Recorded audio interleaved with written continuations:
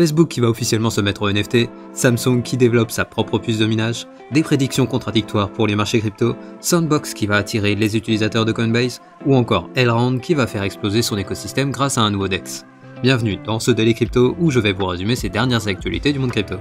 Et si vous appréciez ce format, pensez à liker la vidéo et également à vous abonner et activer la cloche pour être informé dès que je sors une nouvelle vidéo pour ainsi être au courant des dernières actualités du monde crypto. Et si vous voulez participer au développement de la chaîne, je vous rappelle que vous pouvez désormais me soutenir en me laissant un pourboire sur Tipeee, et je précise que même un pourboire d'1€ peut grandement aider à me dégager du temps pour YouTube, pour au final vous offrir un contenu encore plus pertinent et plus professionnel. Et comme d'habitude, je vous rappelle que mon contenu a un but informatif et que je ne suis pas un conseiller financier. Et finalement, je vous invite à venir me suivre sur mon Twitter que vous trouverez en description, et n'hésitez pas à venir me dire en commentaire ce que vous avez pensé de cet épisode.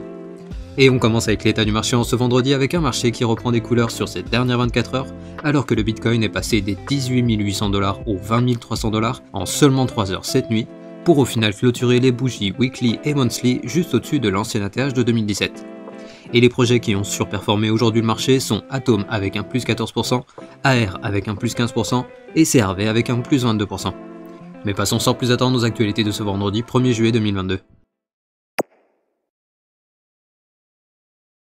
On débute les actualités du vendredi avec Meta qui fait un pas de plus dans l'adoption des NFT. A savoir que dans le groupe Meta, on avait Instagram qui avait déjà annoncé une intégration future des NFT qui permettra aux utilisateurs de partager leurs œuvres numériques au format NFT via les blockchains Ethereum et Polygon dans un premier temps, et aujourd'hui c'est au tour de Facebook d'officialiser leur entrée dans le secteur des NFT en proposant prochainement aux utilisateurs de pouvoir également partager leurs NFT sur leur fil d'actualité ou encore de s'en servir comme des photos de profil en connectant leur wallet. Et la société a également annoncé qu'à l'avenir, il devrait y avoir une interopérabilité entre les plateformes pour les publications de contenu NFT, et donc il y a de fortes chances que Facebook utilise les mêmes blockchains que Instagram. Et dans le même temps, la société Meta a annoncé que les équipes de Messenger et WhatsApp étaient également en train de travailler sur l'intégration des NFT. Et je précise que pour le moment sur Facebook, la fonctionnalité est disponible pour certains utilisateurs sélectionnés aux États-Unis, et à l'heure actuelle, il n'y a aucune date de lancement officielle pour cette nouvelle fonctionnalité. Et en parlant de grosses sociétés, on a Samsung qui est en train de développer une puce de minage. En effet, dans un rapport, on apprend que la société est passée en phase de test sur un type de puce électronique qui peut être utilisé pour améliorer l'efficacité du minage de Bitcoin. C'est-à-dire que la puce qu'ils développent actuellement devrait en théorie avoir une faible consommation en électricité ainsi qu'une vitesse de calcul plus importante que celles qui sont sur le marché actuellement. Et le premier client de Samsung est la société chinoise Pansemi qui est spécialisée dans la production d'ASIC qui sont utilisés dans le minage de crypto-monnaies. Et donc si on rajoute à ça Intel qui est actuellement en train de travailler sur une nouvelle version d'une puce de minage, et également la société Block de Jack Dorsey qui est en train de travailler sur l'élaboration de leur propre puce qui sera optimisée pour le minage, on voit que l'industrie est en train d'investir lourdement pour développer cette technologie pour ainsi rendre le minage moins gourmand en énergie, et si on rajoute à ça le fait que les mineurs sont incités à investir dans la recherche pour la production d'énergie renouvelable, on peut en conclure que l'industrie du minage pourrait avoir un impact positif sur notre consommation et notre production d'électricité. Et maintenant, parlons des prédictions de deux acteurs de la finance. Tout d'abord, on a un analyste de chez JP Morgan qui a déclaré que selon lui, le deleveraging, ce que l'on pourrait traduire en français par la suppression des positions avec levier, pourrait être proche de la fin, mais que la récente liquidation de Swallow Capital indiquerait une continuation baissière pour cette année. Mais d'un autre côté, on a la Deutsche Bank qui est plus positive, étant donné qu'ils estiment que le Bitcoin pourrait revenir aux 28 000 $ d'ici la fin de l'année, et pour justifier cette prédiction, ils déclarent qu'ils estiment que les marchés US pourraient reprendre une tendance haussière d'ici la fin de l'année, et étant donné la forte corrélation entre les marchés crypto et les marchés traditionnels, le Bitcoin pourrait suivre le mouvement jusqu'aux 28 000 $. Bref, tout ça pour vous dire que sur les marchés crypto et traditionnels, tout le monde fait des prédictions, et il est certes intéressant de les écouter, mais il faut aussi être conscient qu'en vérité, personne ne peut prédire l'avenir, et que la meilleure méthode d'investissement reste le bon vieux DCA, surtout en ce moment où l'on est sur des niveaux historiques de rechargement.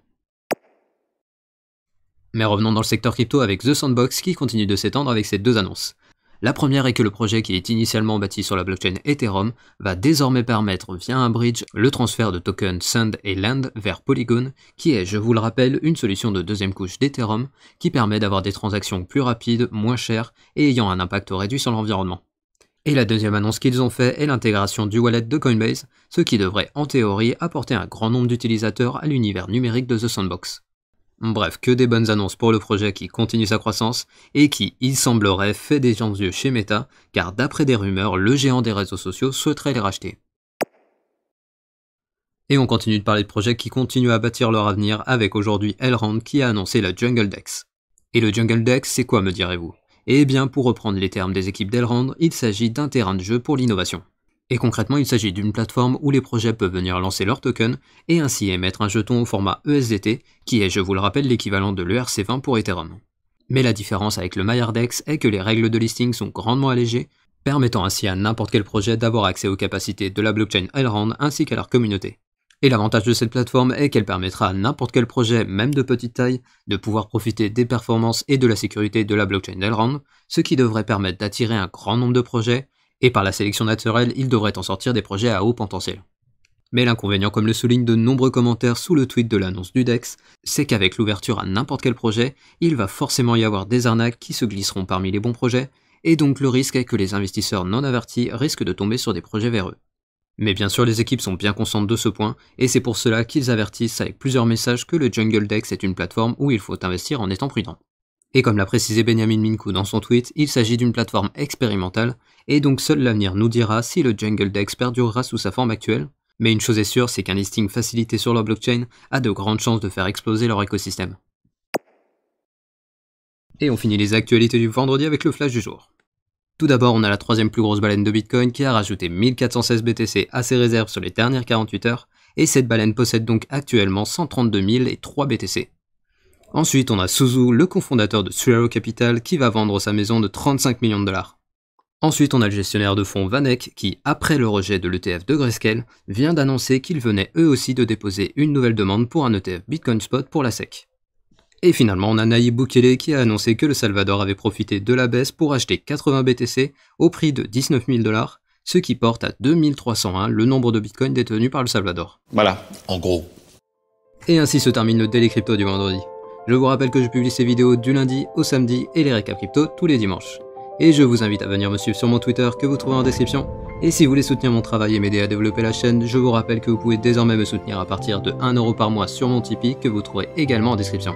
Et comme d'habitude, pensez au like pour le référencement de la vidéo, et à l'abonnement ainsi que l'activation de la cloche pour être notifié dès que je sors une nouvelle vidéo. Et je vous dis à demain pour un nouveau Daily Crypto.